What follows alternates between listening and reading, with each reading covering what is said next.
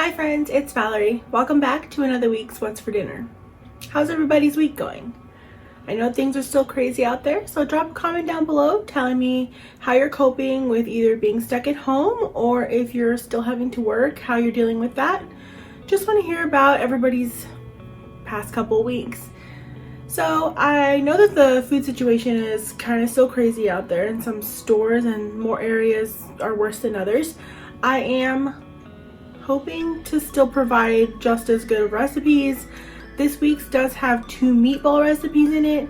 Not something I would normally do together in the same week, but supplies are limited. So I'm just trying to make good, easy recipes that each of you might still be able to make. Whether you make these meatballs from scratch or use frozen ones like I did, which is the easier way, I just hope that you enjoy these.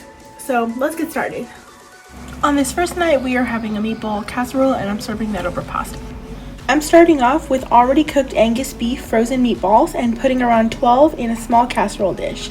If you have a much smaller meatball, you'll see in another recipe in this video, just go ahead and use about 25 meatballs per jar of sauce. You can also easily double this recipe if you want, and I'm just adding a jar of Prego sauce here. You're going to just pour the pasta sauce right on top of your meatballs and cover them with aluminum foil, and then bake them at 375 degrees for 25 minutes. After 25 minutes is up, you will go ahead and pull your meatballs out and uncover them, and then add it on top of it 1 cup of shredded mozzarella cheese, a couple tablespoons of Parmesan cheese, and a 1/4 teaspoon of Italian seasoning. Then put them back in the oven for 15 minutes uncovered. I turned my oven to broil for the last couple minutes to brown the top of the cheese. If you do this, just make sure not to walk away or you will quickly have burnt cheese. And while that is baking, I am measuring out 8 ounces of penne pasta and then adding them to a pot of boiling salted water, and go ahead and just cook those to your package directions or desired doneness.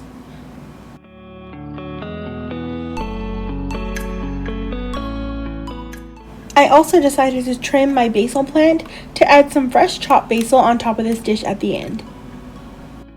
Does anyone know how to properly trim their basil? If you know, can you please leave me a comment down below letting me know? I'd really appreciate it, guys.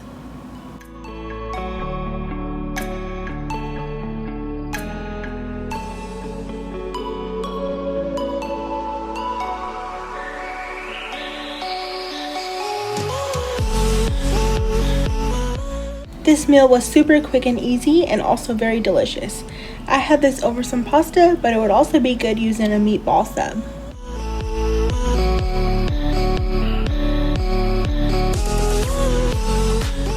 This next recipe is avocado, salmon, and rice. I have to start off by telling you that this is so amazing. I'm starting off by juicing half of a lime to make the sauce that I will rub on the salmon. Then I'm going to go ahead and chop up about 2 tablespoons of cilantro and add that along with 1 tablespoon of honey and a good pinch of salt. Mix that all together and then set it aside.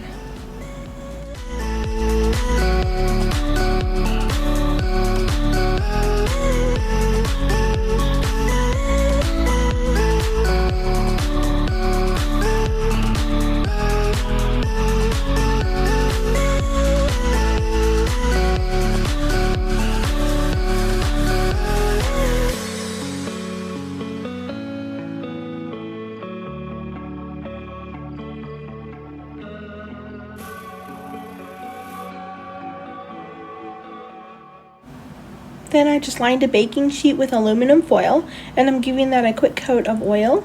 Then I'm going to pat off the excess moisture on the salmon with some paper towels, and I'm going to rub a little bit of oil on them.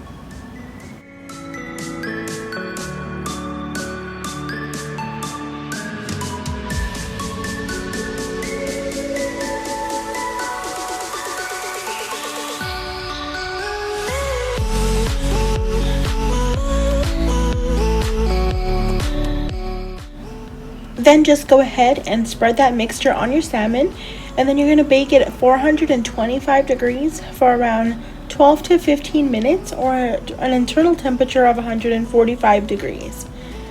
So your oven may smoke, and that's because the sauce runoff from the salmon will burn. but your salmon is not burning, so don't freak out like I did. While that is baking, I'm dicing up some red onion, and then I'm mashing an avocado in a bowl and adding the onion and the juice from the other half of the lime. And I also chopped another 1 to 2 tablespoons of cilantro and added that in and salted to taste.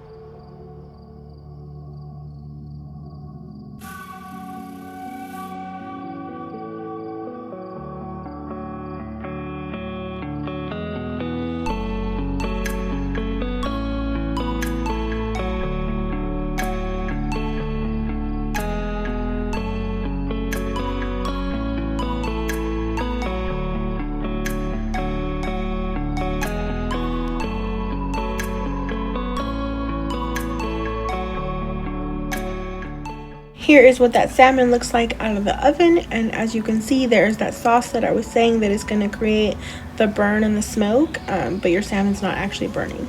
And I made some brown rice on the side on my Instant Pot. I placed a bed of rice on my plate and placed my salmon on top and topped that with the avocado. I also decided to steam a bag of broccoli because I love it and I want it with everything. Don't judge me, okay? And I'm not even gonna lie, I ate this twice this week and I have no regrets. This just might be my new favorite way to eat salmon. It was so flavorful and filling. This last recipe is sweet and sour meatballs, and I'm starting off by dicing up half of a green and red bell pepper, as well as a small red onion.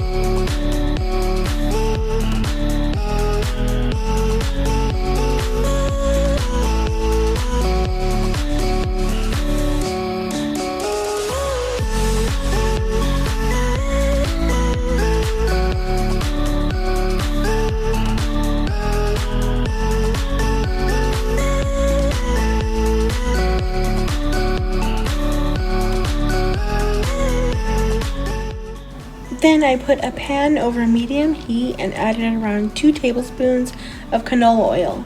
And I'm just going to go ahead and cook the vegetables in there until soft.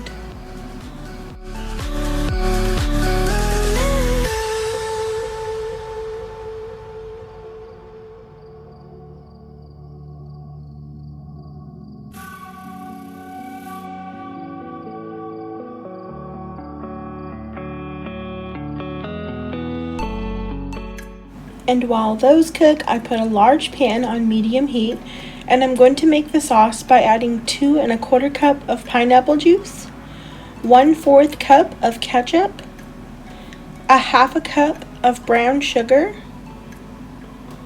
1 tablespoon of soy sauce, and 1/4 cup of apple cider vinegar. Then you're just going to go ahead and whisk all those ingredients together and let it come to a boil.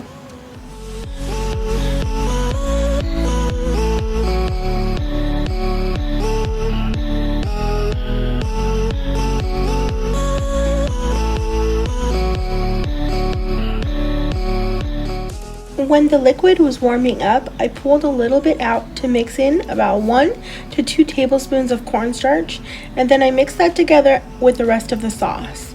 Let the sauce thicken and make sure to whisk it a couple of times.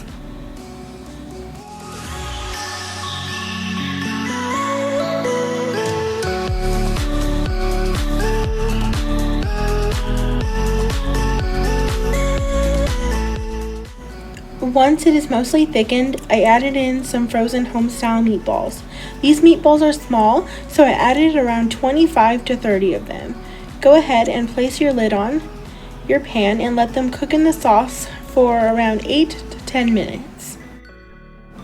Once those are done, you will add in about a half to 1 cup of pineapple chunks and add your peppers and onions in as well. I left that on medium heat uncovered for just a couple more minutes.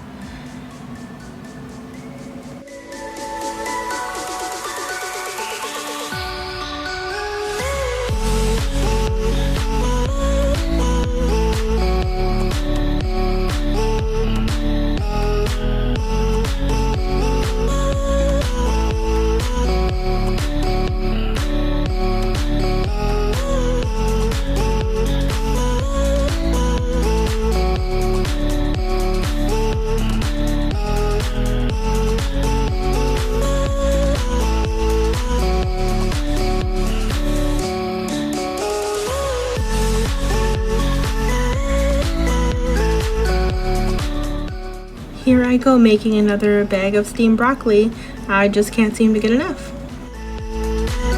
I serve this over white rice, and you can't go wrong with a good and budget-friendly meal.